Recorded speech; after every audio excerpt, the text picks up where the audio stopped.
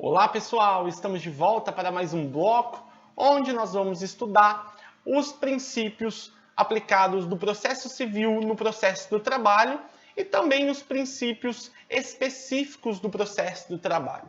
Para a gente começar, nós falaremos do papel do CPC aqui na nossa legislação trabalhista processual.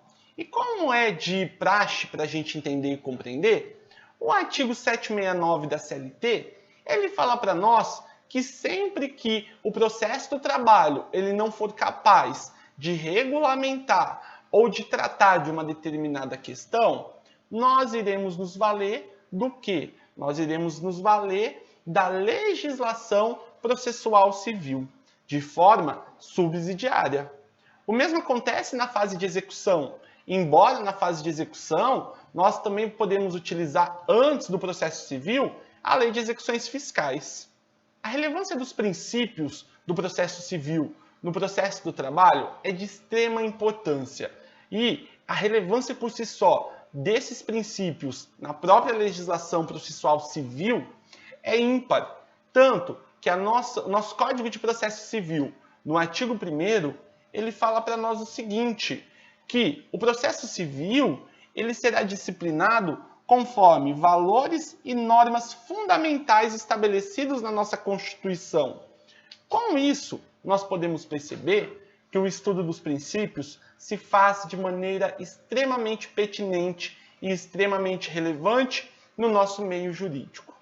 O que eu quero falar aqui para vocês? Nós temos que compreender o seguinte, dentro dessa ótica, nós temos princípios, então, do processo civil e que nós trazemos aqui na legislação processual trabalhista. E o primeiro princípio que eu vou falar para vocês, que tem uma previsão processual civil e é também altamente útil no nosso processo do trabalho, é o princípio da demanda ou da ação. O princípio da demanda ou da ação, ele fala para nós que a jurisdição ela só será manifestada se ela for provocada. Esse princípio, ele também pode ser chamado de princípio da ação, ou princípio da inércia, ou princípio da demanda. Esse princípio, ele está pautado no artigo 2º do nosso CPC. O artigo 2º do nosso CPC, ele fala para nós que o processo ele sempre terá iniciativa pela parte e se desenvolve por impulso oficial, salvo nas exceções previstas em lei. O que seria aqui neste caso? O que eu posso trazer para vocês? Veja, imagine lá a figura do juiz dentro do fórum, sentado no ar-condicionado, todo bonito. Ele está lá esperando a sua provocação. Ele vai exercer a sua atividade a partir do momento que for provocado. Então, se ninguém demandar, ele não vai sair aí julgando algo que não existe. Salvo as exceções, evidentemente. Mas o que eu quero falar para você aqui é o seguinte, nós temos que considerar que as partes elas vão provocar o judiciário e a partir da provocação elas vão se movimentar por impulso oficial. O que seria esse impulso oficial? Significa que todos os atos processuais eles já possuem a sua previsão legal. Então, dessa forma, uma vez iniciado, a regra processual existente e vigente, ela por si só ensejará o processo até o seu fim. Então, uma vez iniciado, nós temos normas suficientes para que ele termine com resolução de mérito ou sem resolução de mérito. Lembrando, sempre, o processo ele vai ser iniciado pela vontade das partes e não pela vontade propriamente dita do juiz. O juiz ele está aguardando para dizer o direito abstrato ao caso concreto. Tem exceção ao princípio da ação, da inércia ou da demanda? Sim. E no processo do trabalho é muito peculiar a exceção que nós temos. Aliás, nós temos mais que uma. Mas a exceção que eu vou tratar aqui para vocês, ela é muito interessante, porque ela trata das hipóteses envolvendo o dissídio coletivo que será suscitado pelo presidente do TRT. Sempre que houver suspensão das atividades laborativas, ou seja, do trabalho, o artigo 856 da CLT prevê, então, que o próprio presidente do TRT poderá suscitar esse dissídio. Não precisa que um sindicato se movimente ou não. cabe ao próprio presidente do TRT. A segunda exceção que nós temos seria no caso de execução, com base no artigo 878 da nossa CLT. Por quê? Ele diz para nós que a execução ela deverá ser promovida pelas partes. Só que o que acontece? Se tratando de parte que não tem um advogado, o juiz poderá promover a execução ex officio. É uma exceção justamente para facilitar a vida daquele que não tem um advogado o representando no bojo do processo. Então, esse é mais um princípio importante aí para a gente compreender e para a gente estudar. O próximo princípio que eu vou falar para vocês é o princípio da observância da ordem cronológica das decisões. Pessoal, o que significa neste caso? Significa o seguinte, que o juiz ou os tribunais, as instâncias superiores, elas sempre deverão respeitar a ordem cronológica de conclusão dos referidos processos para proferir sentença. Então, o que significa? O processo ele vai se movimentando por impulso oficial. Só que chega em determinado momento que um processo está pronto para ser julgado, outros não. E aí, conforme os processos estão prontos para serem julgados, eles entrarão numa fila e o juiz necessariamente deverá respeitar essa fila. Salvo nas exceções envolvendo casos como a parte ela tem prioridade de tramitação por conta de ser pessoa com deficiência, ou pessoa idosa, ou que possui uma doença grave, salvo essas exceções. Mas, em via de regra, significa que o juiz ele não vai escolher qual processo ele vai julgar. Ele irá respeitar essa ordem cronológica das decisões. Isso decorre lá do nosso Código de Processo Civil, essa regra. E essa regra é uma regra extremamente importante, até mesmo para assegurar que haja uma imparcialidade, que haja uma maior efetividade da jurisdição no nosso meio jurídico. Então fique ligado com esse princípio, que ele é extremamente importante no nosso meio.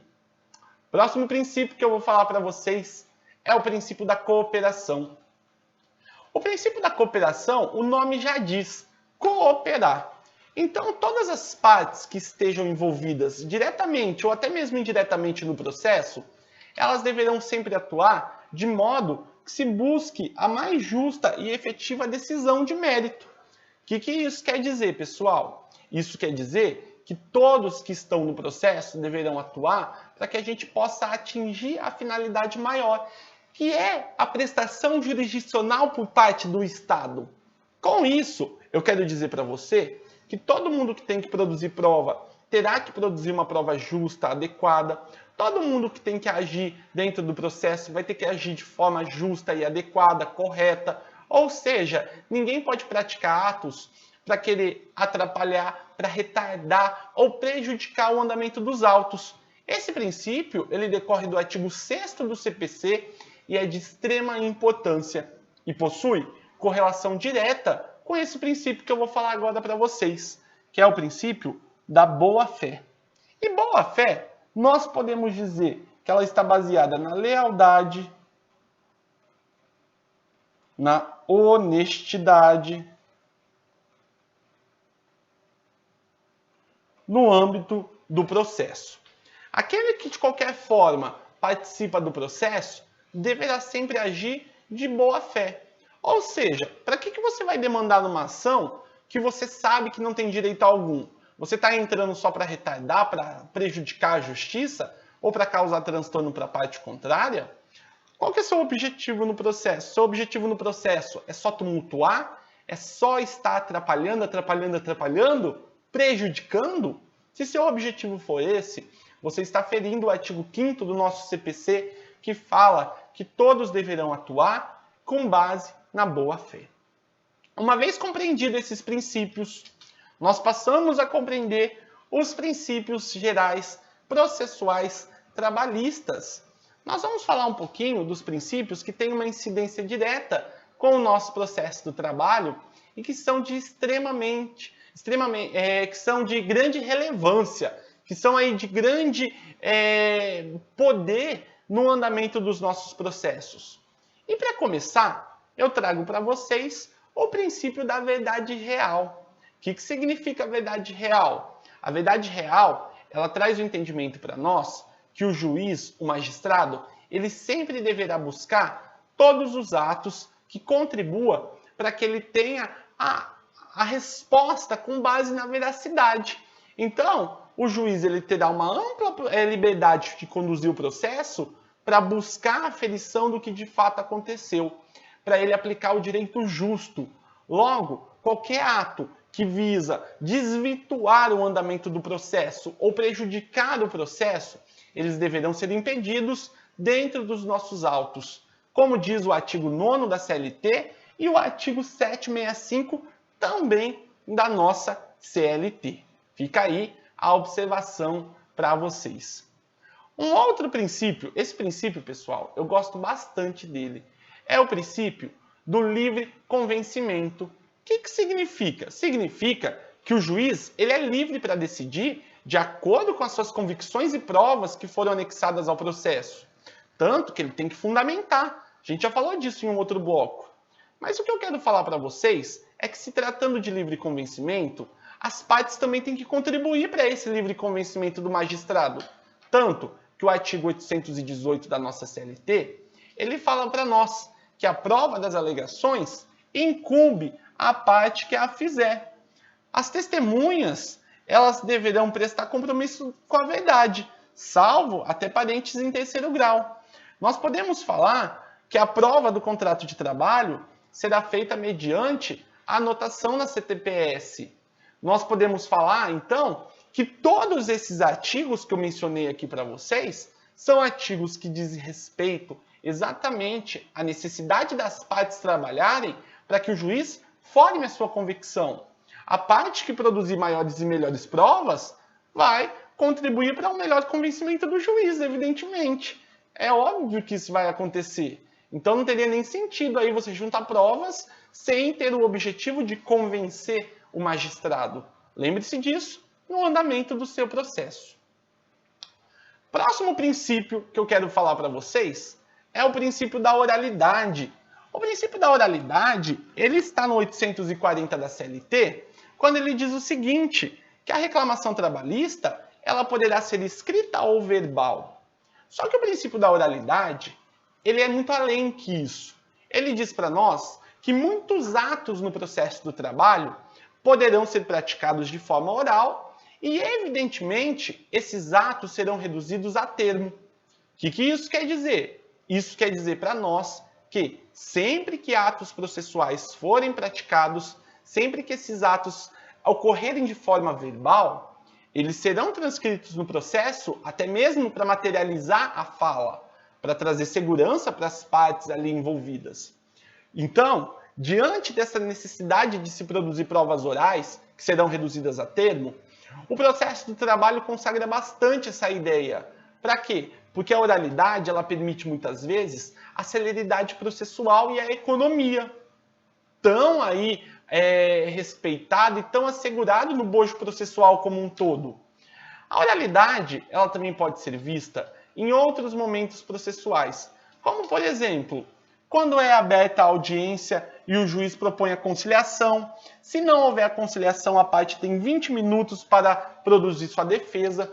Eu já fiz, gente, defesa oral. Uma vez que o escritório que eu trabalhava, eles esqueceram de juntar a contestação. Mas não é porque esqueceram. O reclamado, ele não levou a notificação para o escritório. A gente não sabia que tinha. E aí eu fui fazer a audiência, estava lá na porta da sala de audiência. Quando eu vi, tinha uma audiência que não estava lá na nossa programação. Aí liguei para o escritório, nós descobrimos isso. E em minutos tivemos que fazer uma defesa para ser apresentada oralmente para o magistrado lá na audiência. A sorte é que nós fizemos um acordo no processo. Porque, vou ser sincero com vocês, tecnicamente uma defesa oral ela não sai tão boa aí, ela não sai da forma como a gente gostaria que ela saísse. Tá ok? Esse é mais um elemento que eu falo para vocês. Uma outra situação que nós temos também é a situação prevista após a instrução, onde o juiz ele pode interrogar as partes de forma oral. Depois da instrução, o juiz pode pedir para as partes produzirem razões finais, oral também ou escrita. Isso pode acontecer. E depois, o juiz ele pode também, em determinados momentos, pedir para que essas partes elas sempre se manifestem através da fala no meio do processo. Isso aqui são algumas situações. Tem mais situações, evidentemente, mas é só para você visualizar que o processo do trabalho preza muito por isso, para dar andamento, para dar rapidez nesses atos processuais, tá ok? Isso é mais uma observaçãozinha que eu falo para vocês. A próxima situação que nós vamos falar é o seguinte, é o princípio da instrumentalidade da forma. O que significa? Significa que os atos, eles possuem sua forma específica. Todavia, se eles forem praticados de modo diverso, como deveria ser praticado, mas atender à sua finalidade, e desde que não ocasione prejuízo para as partes, esse ato poderá ser considerado válido no processo do trabalho. Então veja, nos processos sujeitos à apreciação da justiça do trabalho, só há nulidade quando resultar em prejuízo aos litigantes. Significa, portanto, que se não houver prejuízo, não há que se falar aí em nulidade no processo. O artigo 188 do CPC fala também disso, que os atos independem de forma determinada, salvo quando previstos em lei, e desde que se eles atingirem a sua finalidade essencial, eles poderão ser reputados como válido tranquilamente. Outra situação, 276 do CPC, quando a lei prescrever determinada forma sob pena de nulidade, a decretação não pode ser requerida pela parte que lhe deu causa. E quando a lei prescrever determinada forma, o juiz considera válido o ato se realizado de outro modo e lhe alcançar a finalidade. Isso também é uma outra situação que nós temos aqui para destacar para vocês, tá ok? Fica aí a dica. Pessoal, a próxima situação que eu quero aqui trazer é o princípio da simplicidade. Eu gosto bastante do princípio da simplicidade, porque o princípio da simplicidade, ele retrata para nós exatamente as possibilidades de flexibilização da norma processual para facilitar o acesso à justiça. Logo, o princípio da simplicidade, ele consagra a ideia de que os atos, eles devem ser validados desde que não ocasione prejuízo para as partes. O que isso você quer dizer, Guilherme? Eu quero dizer que os atos poderão ser realizados da maneira mais simples para que o processo ele possa ter o andamento adequado, ele possa ter o andamento necessário e justo, ok? Esse é mais um princípio. Um outro princípio consagrado no processo do trabalho é o princípio da proteção. Cuidado que esse princípio da proteção não é o mesmo princípio da proteção lá do direito material. O princípio da proteção aqui, ele consagra para nós que a lei não prejudicará o direito adquirido, o ato jurídico perfeito e a coisa julgada. Logo, ele fala para nós o seguinte, que todo direito que você tem, ele deverá ser respeitado na ordem processual, ele deverá ser respeitado dentro do nosso meio jurídico. Portanto, não pode, ao longo do tempo, qualquer mudança impedir o exercício do seu direito. Isso deve ser respeitado, consagrado e efetivado na nossa sociedade. Ok? Esse princípio ele é bem legal e bastante importante, mas não se confunde com o princípio da proteção do direito material. Indúbio pro operário, norma mais favorável, condição mais benéfica, aqueles princípios que denotam essa proteção para trazer uma igualdade entre o trabalhador e o empregador. Ok? Outro princípio que eu quero falar com vocês é o princípio da irrenunciabilidade dos direitos trabalhistas. O que significa para nós, pessoal? Significa que alguns direitos eles não poderão ser negociados nos termos do artigo 444 da CLT. O que ele fala para nós? Ele fala que de matérias de ordem pública, direitos relacionados à indisponibilidade, como a vida, segurança, proteção, saúde, esses direitos não poderão ser objeto de negociação. Agora, tudo aquilo que não for incompatível pode ser objeto de livre estipulação entre as partes, até mesmo como objetivo de colocar um fim ao processo, para que as atividades processuais elas se encerrem e o direito seja dito de uma maneira mais rápida, de uma maneira mais concreta. Então isso também é possível no nosso meio, tá ok? Veja só, próximo princípio que eu quero falar para vocês é o princípio da conciliação. O princípio da conciliação, ele diz para nós que no âmbito do processo do trabalho, o juiz ele sempre deverá incentivar a conciliação. Então, os dissídios sempre estarão sujeitos à conciliação. E, evidentemente, os juízes poderão utilizar, juízes ou ministros, desembargadores, eles sempre poderão utilizar dos bons ofícios e da persuasão no sentido de solucionar e resolver o processo. O que isso quer dizer para nós? Que os juízes, os desembargadores, os ministros, eles sempre poderão se valer dos instrumentos para incentivar que as partes elas façam um acordo. Lembrando que ele não pode obrigar as partes a fazer um acordo, bem como ele também não pode ser obrigado a homologar um acordo caso ele entenda que esse acordo ocasione prejuízo para uma das partes. Então, o princípio da conciliação, ele consagra para nós essa necessidade do juiz, esse dever do juiz de incentivar que haja aí um acordo entre as partes litigantes, reclamante, reclamado e assim sucessivamente. No âmbito do nosso processo, tem dois momentos que a conciliação é obrigatória. O primeiro momento seria após a abertura da audiência e antes da defesa. Por que antes da defesa? Porque se tiver acordo, o juiz nem precisa receber a sua contestação. Acaba ali, está tudo certo, está tudo tranquilo, é um trabalho a menos para ele. E depois também, pessoal, a outra situação que nós temos é depois das razões finais e antes da sentença. Também é um outro momento que vai haver o acordo, tá bom? Esses momentos são os momentos necessários que nós temos que destacar.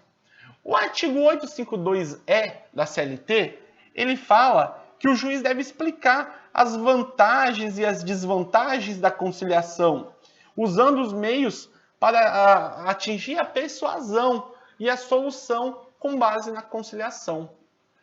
Pergunta que eu faço para vocês. O juiz ele é obrigado a celebrar acordo no processo? Cuidado! O juiz não é obrigado a celebrar o acordo, mas o juiz é obrigado a tentar a conciliação. A obrigatoriedade aqui, ela está ligada à tentativa do juiz e não na efetividade do acordo para ser celebrado. Então, o que acontece? A súmula 418 do nosso TST fala que o juiz ele tem a faculdade aí de homologar um acordo, evidentemente. Então, com isso, nós podemos verificar que ele é obrigado a tentar o acordo e não a celebrar o acordo.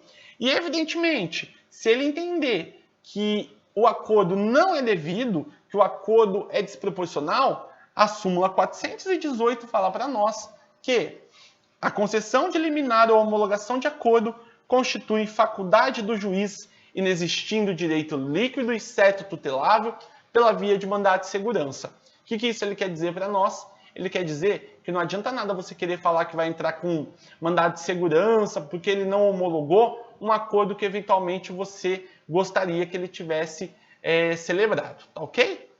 Mas um princípio aí que nós podemos observar, entender e compreender. O próximo princípio que eu vou falar para vocês é o princípio da imediatidade ou da imediação. Nesse princípio, ele determina para nós que as provas sejam produzidas com a participação do juiz. Então, depoimento das partes aqui, todas as provas, o juiz tem que estar presente para que ele tenha o contato com as provas, que posteriormente ele irá julgar e que ele irá aí analisar na sua essência ou como um todo, tá ok? Mais um princípiozinho que nós possamos aí entender e compreender. Esse princípio, gente, que eu vou falar agora, é um dos princípios que eu diria mais importantes do processo do trabalho.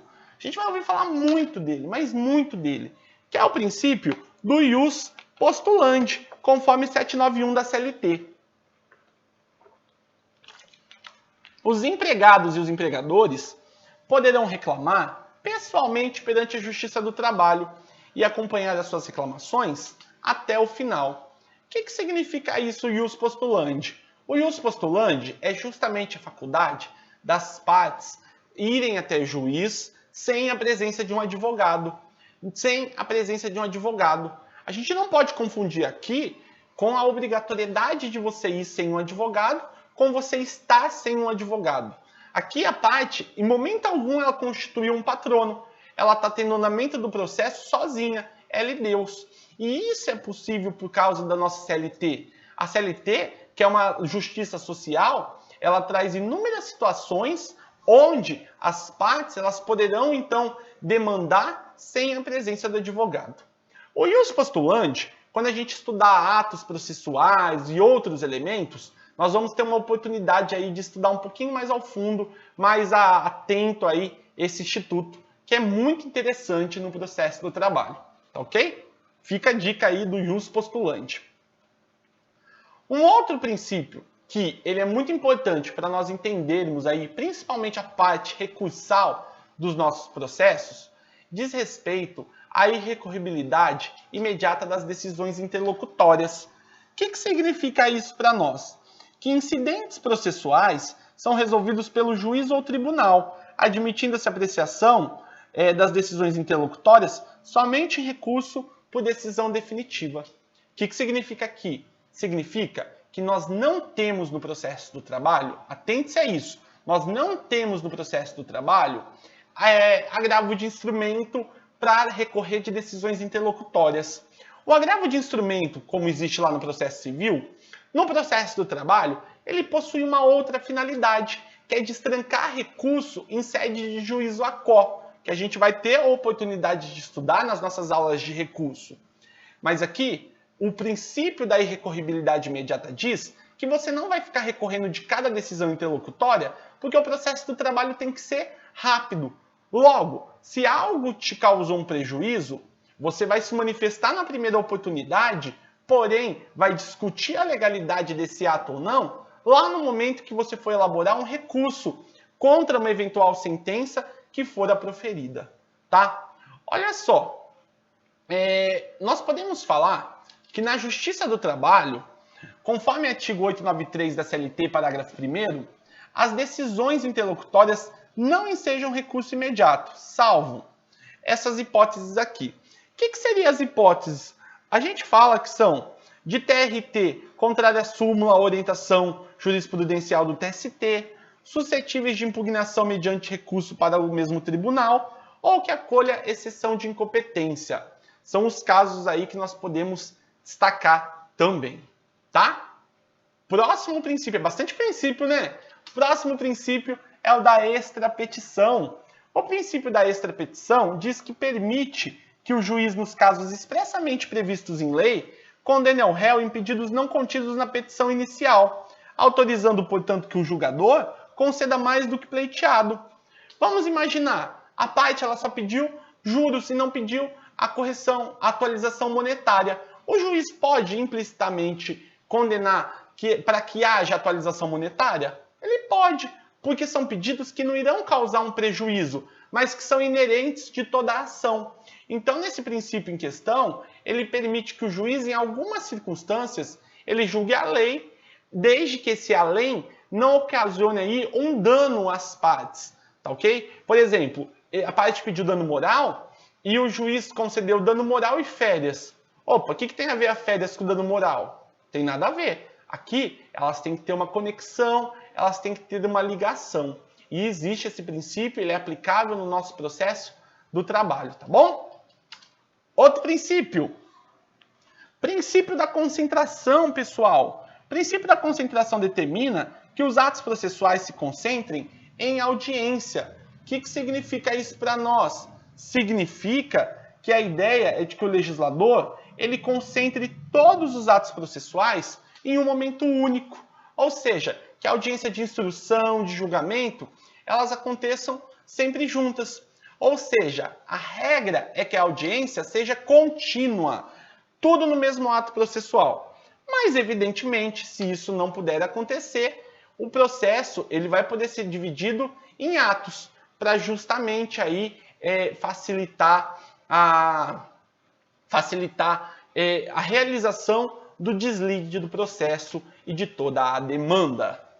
Dessa forma, nós tratamos dos principais princípios que vão nortear o nosso curso de Direito Processual do Trabalho. Tentei ser o mais sucinto possível neles, porque são bastante princípios, mas caso você tenha alguma dúvida, entre em contato no meu Instagram, @profguilherme, que vai ser um prazer imenso aí poder falar com cada um de vocês. Um forte abraço e até mais!